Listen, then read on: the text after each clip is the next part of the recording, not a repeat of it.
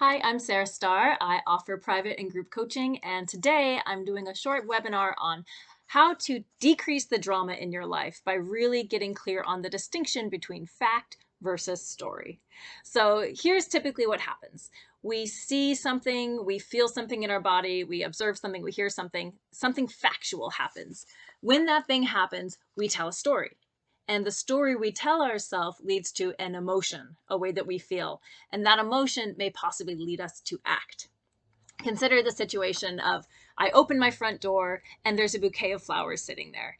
I see the flowers and I tell myself, oh my goodness, it's probably from this person that I went on a date with last week. Oh my gosh, they probably just really have a good feeling about me. I feel so validated. I feel so warm and fuzzy inside.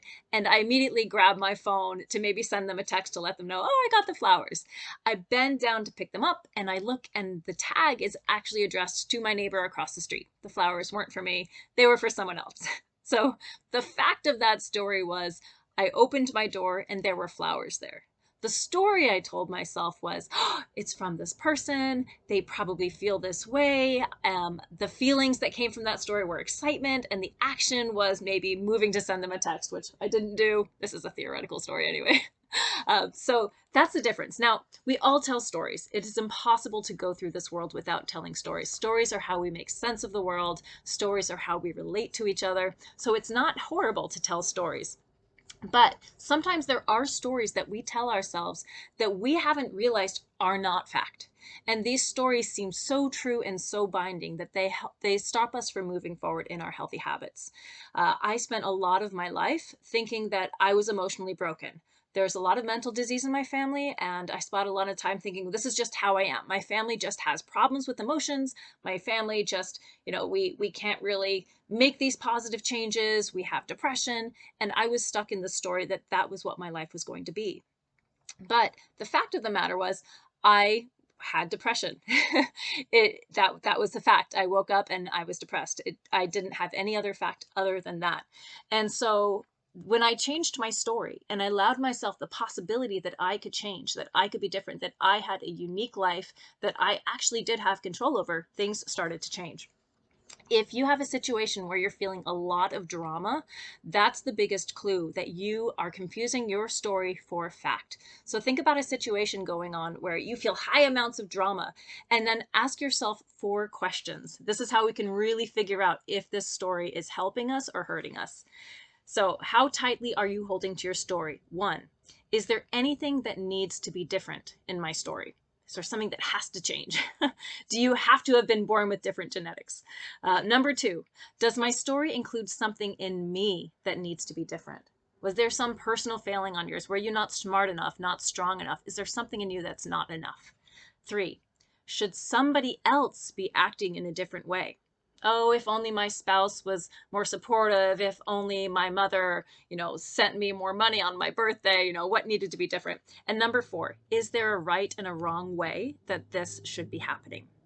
So if you're answering yes to these questions in the situation that you're thinking about, you may be holding too tightly to the story because you're not allowing yourself a possibility for change. There's very little in this story where you have an opportunity to do something to move things along.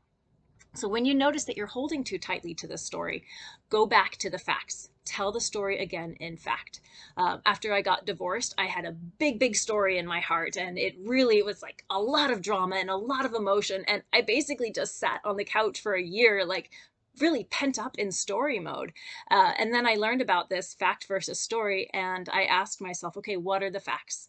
And I stripped the story down. I went back to the facts, and I was like, oh, and then the question you can ask yourself to really blow this up is, what if the opposite of my story is true? What if everything I've been telling myself, rewrite your story in the exact opposite?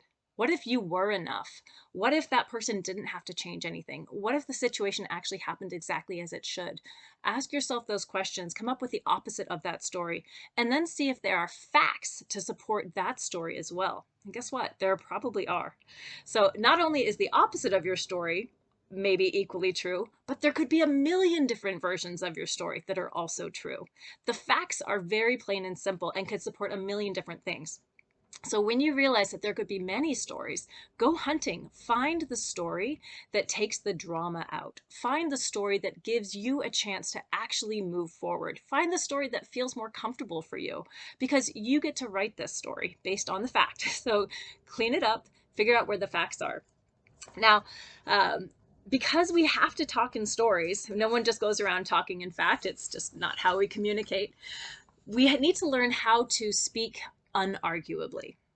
We probably all know those people who they come to you and they have a lot of drama and they tell you this story, and you can tell by the way they're telling the story that story is true. Maybe it's a drama going on with a mutual friend, maybe it's a drama going on with a partner, maybe it's a drama going on with a health issue, but they come to you and it's drama, drama, drama. That needs to change. They need to change. They need to act different. There's nothing I can do here. I'm not enough. There's no possibility of any other outcome. So if you can learn to speak unarguably, what that means is we are aware that we are talking in story. We are aware that we are in charge of our feelings. So speaking unarguably, it might sound something like, hey, the story I'm telling myself about why that relationship was such a struggle is that we didn't have enough mutual interests. The story I'm telling myself is that we never learned to communicate. And so that's phase one. You own that you are the author of this story. The second step to speaking unarguably is owning your thoughts. And the feelings that that story brings up for me are that maybe I didn't work hard enough. Maybe I need to set healthier boundaries. The feelings that I'm feeling are, frustrated. I want to do better next time. I'm feeling like, maybe I'm feeling defeated. So own your feelings, own your story. And when you speak to people like that, and they hear that you acknowledge that this is what you're interpreting in your own head, then they can give you feedback saying, oh, well, what I saw in that situation was this. And the things that I thought that that meant were this. And then we can start having much more productive conversations, because you don't close the door on someone else seeing a situation differently, and you can hear their interpretations, and maybe they can help you come up with different stories. So go ahead and apply this to a situation where you've been experiencing drama. Separate the fact from the story. Ask yourself those questions, those 4 questions, to see if you are holding too tightly to your story. Ask yourself, is the opposite true? And then come up with a way to speak your story unarguably. And as you go through this process, I think you'll find your drama going down, down, down, down. And you'll find, hey, there's actually something I can do to move forward. I hope this training was helpful. I offer private and group coaching. You can find more at sarahstarcoaching.com. I'd love to hear your comments and feedback with this. And please go ahead and print out the worksheet. It's in the item description. And follow along with this. You get a lot more out of this when you put pen to paper. Thanks so much.